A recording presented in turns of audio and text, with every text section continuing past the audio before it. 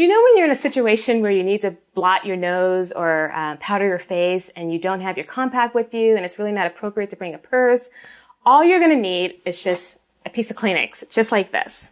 Just fold it up and just lay it on your face and let it absorb any moisture on your face, whether it's on your nose, on your cheeks, on your forehead, anywhere. This is all you need. And you could just discreetly just tuck it in your jean pocket and just go about your business and no one will ever know.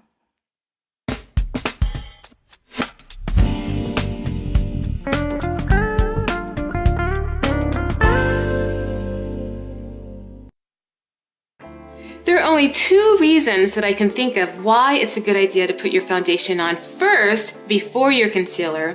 One, your foundation alone might be all that you need to cover discolorations. Therefore, you might need very little concealer or none at all. And two, if you put your concealer on first, you will mistakenly erase it off your face while applying your foundation. However, this is not the case when you are airbrushing your makeup on. Now, to ensure a light application, I like to use a concealer brush along with my fingers.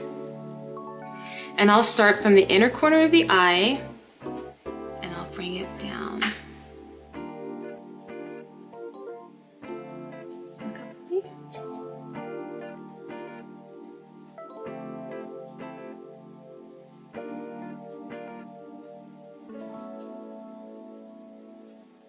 If you want, you could just use your fingers, but sometimes it's hard to reach the inner corner of the eye, so it's always good to use a a concealer brush.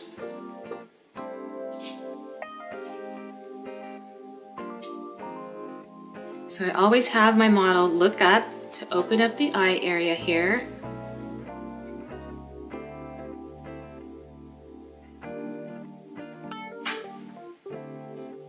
And I always like to bring it down here.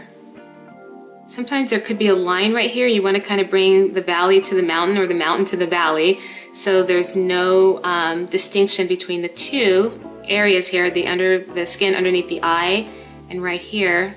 So you want to bring it down just a little bit.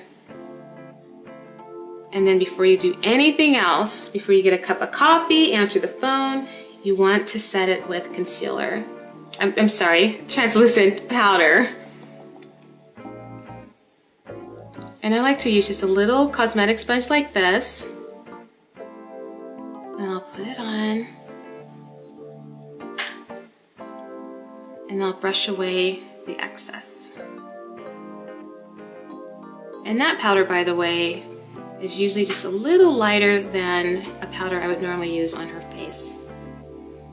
Now, it's very important that you set your concealer, otherwise any makeup product that you put on next to it will just completely run off your face. For the best coverage, your concealer should be light, creamy, highly pigmented, and slightly lighter than your foundation, unless you have puffy circles under your eyes. If that's the case, then choose a concealer the same color as your foundation, or if you have puffiness without discoloration, skip concealer altogether and just use your foundation.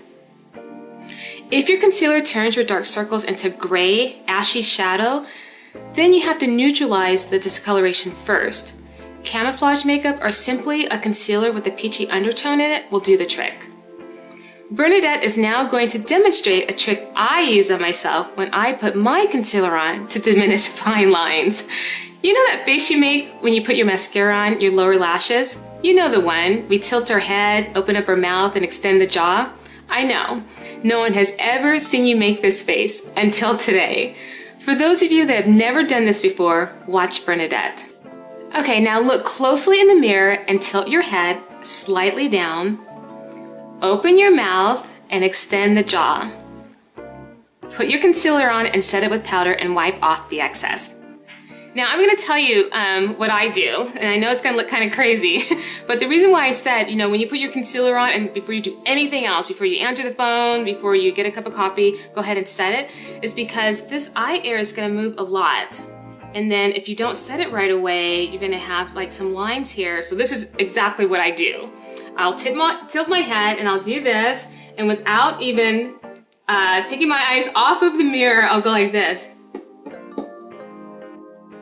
And then I'll set it, and then I'm good to go. So I suggest that you do that too. I know it sounds crazy, but I know that this technique, you know, does not work for everybody, but I know it will work for at least 2 people. Bernadette and one of you. Well, there you have it. The Awfully Pretty are making some pretty awful faces in the morning to start their day off right.